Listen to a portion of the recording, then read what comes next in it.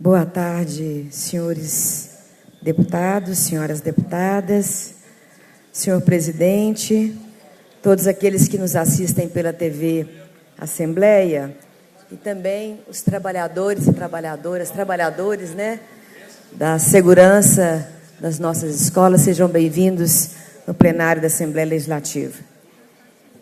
Eu trago aqui uma preocupação com o debate mais conjuntural, que diz sobre a reforma da Previdência, e o que me motiva estar aqui hoje são as articulações políticas, as movimentações políticas que ocorrem em todo o país, inclusive em Minas Gerais. No dia 14 de março de 2019, 9 governadores do Nordeste, senhor Flávio Dino, governador do Maranhão, Rui Costa, da Bahia, Paulo Câmara, governador de Pernambuco, Camilo Santana, do Ceará, João Azevedo, da Paraíba, Wellington Dias, governo do Piauí, Fátima Bezerra, do Rio Grande do Norte, Luciano Barbosa, do Alagoas, e Belivaldo Chagas, governador do Sergipe. Governadores que se reuniram, lançaram um manifesto e, no terceiro ponto do manifesto, eles se posicionam em relação à reforma da Previdência, que já começa a ser debatida, discutida em Brasília. Faço a leitura aqui rapidamente do posicionamento destes governadores. Consideramos que se trata de um debate necessário para o Brasil. Contudo, posicionamos-nos em defesa dos mais pobres, tais como beneficiários da Lei Orgânica da Assistência Social, aposentados rurais e por invalidez, mulheres, entre outros, pois o peso dos déficits não pode cair sobre os que mais precisam da proteção previdenciária. Também manifestamos nossa rejeição à proposta de desconstitucionalizar a Previdência Social, retirando da Constituição garantias fundamentais dos cidadãos. Do mesmo modo, consideramos ser imprescindível retirar da proposta a previsão do chamado regime de capitalização, pois isso pode, inclusive, piorar as contas do sistema vigente, além de ser socialmente injusto com os que têm menor capacidade contributiva para os fundos privados. Essa é a Carta de Governadores do Nordeste. No dia 16 de março, aconteceu aqui em Minas Gerais, a reunião de 6 governadores. Governador Romeu Zema, governador do Espírito Santo, do Rio de Janeiro, do Rio Grande do Sul, Santa Catarina e São Paulo. O posicionamento do governador Romeu Zema é motivo da minha preocupação e da minha vinda aqui nesse espaço. Ele diz: em pronunciamento à imprensa, Romeu Zema também reafirmou o apoio do grupo de governadores à reforma da Previdência em tramitação no Congresso Nacional. Segundo o governador, o grupo de chefes do Executivo compartilham da opinião de que a votação da reforma é essencial para o crescimento econômico dos estados e para a superação da crise financeira atual. E no seu Facebook, ele também reafirma esse compromisso incondicional de apoio à reforma da Previdência Social. A conjuntura que nós vivemos no Estado, hoje aqui no Legislativo, a gente discute a reforma administrativa. Uma reforma administrativa que é anunciado que em 4 anos se economizará R$1 bilhão. Essa é a proposta da reforma administrativa. Mas o governador, ao apoiar a reforma da Previdência da forma incondicional como ele se manifestou, ele não avalia as consequências que a reforma da Previdência traz para o nosso Estado. E é sobre isso que eu pretendo discutir hoje aqui nesse espaço. A Previdência Social no nosso país, sem dúvida nenhuma, é o maior programa de distribuição de renda. Ela é um programa que ampara, protege pelo menos 85% dos idosos do nosso país. São aposentadorias, pensões, auxílio maternidade, auxílio reclusão, benefício de prestação continuada. São 34.498.000 beneficiários do INSS em todo o país.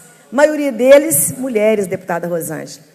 19.454.000 são mulheres, para 14.664.000 de homens. Em Minas Gerais, os recursos que nós temos da Previdência Social, que são colocados aqui, deputado Beto, eu sei que Vossa Excelência discute também a questão da reforma da Previdência. Em Minas Gerais, são 57 bilhões de recursos da Previdência Social pagos em Minas Gerais. E aí a gente tem que discutir, então, a reforma da Previdência e a repercussão da reforma da Previdência, não só em todo o país, mas a repercussão em Minas Gerais, sobre as contas públicas e também as repercussões sociais. O que a reforma da Previdência pretende fazer? Ela pretende dificultar ou até mesmo impedir o acesso aos benefícios da Previdência. Ela pretende diminuir o valor dos rendimentos. E isso ela faz quando, por exemplo, ela tira da Constituição os benefícios previdenciários. Ela faz também quando ela promove a desindexação do valor dos benefícios. Os benefícios da Previdência aumentam anualmente. Ao promover a desindexação, nós estaremos congelando os benefícios da Previdência. E também a reforma da Previdência, ela desvincula o salário mínimo das pensões e do benefício de prestação continuada. E, além disso, talvez o mais grave de toda essa reforma seja a privatização da Previdência através da instituição do regime de capitalização. Hoje, a Previdência é um sistema de repartição simples, é a Previdência Social. E o que o governo Bolsonaro quer transformar a Previdência é numa Previdência privada. As mudanças, de forma genérica, que eles promovem, ela aumenta o tempo de contribuição para as pessoas poderem, por exemplo, se aposentar. Aumenta a idade das mulheres para poderem se aposentar. A pensão, que hoje é integral de pelo menos um salário mínimo, ela é reduzida pela metade. Ela dificulta o acúmulo da pensão e da aposentadoria. Hoje uma pessoa pode receber uma pensão e ter a aposentadoria, por exemplo, do seu companheiro. Na reforma, dificulta o acúmulo da pensão e da aposentadoria. Ela reduz o benefício de prestação continuada de R$ 998 para R$ 400. Ela desvincula o benefício de prestação continuada e a pensão do salário mínimo e acaba com a aposentadoria rural quando ela institui uma contribuição para os trabalhadores rurais e também aumenta o tempo de contribuição para que os trabalhadores e as trabalhadoras rurais tenham condição de se aposentar.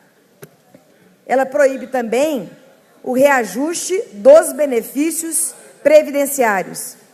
E, por último, que é um ataque que atinge 23 milhões de trabalhadores e trabalhadoras, que é restringir o PIS/PASEP, que é um 14º salário, que hoje beneficia trabalhadores que ganham até 2 salários mínimos, ela restringe para apenas um salário mínimo.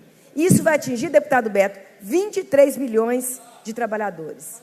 E para os servidores públicos, daqui a pouquinho eu te dou a parte, eles acabam, a maioria dos servidores públicos da classe média, se aposentam com a fórmula 85-95, utilizando o tempo de contribuição e também a idade para aposentar. Na verdade, acaba com essa aposentadoria e empurra a classe média, os servidores públicos, para aposentar por idade. Aos 65 anos, homem, 62 anos mulheres e 60 anos professores.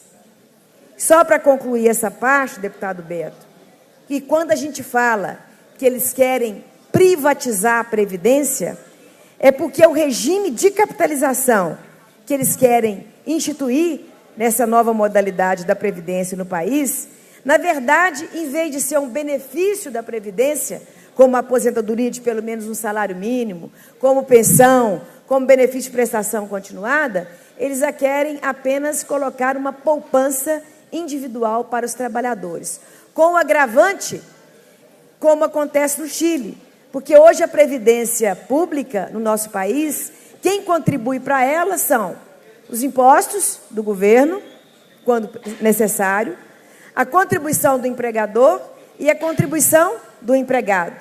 No regime de capitalização, se for igual no Chile, é só a contribuição do trabalhador.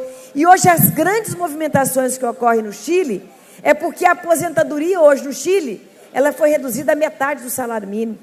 A aposentadoria dos trabalhadores de classe média no Chile está 30% do salário mínimo.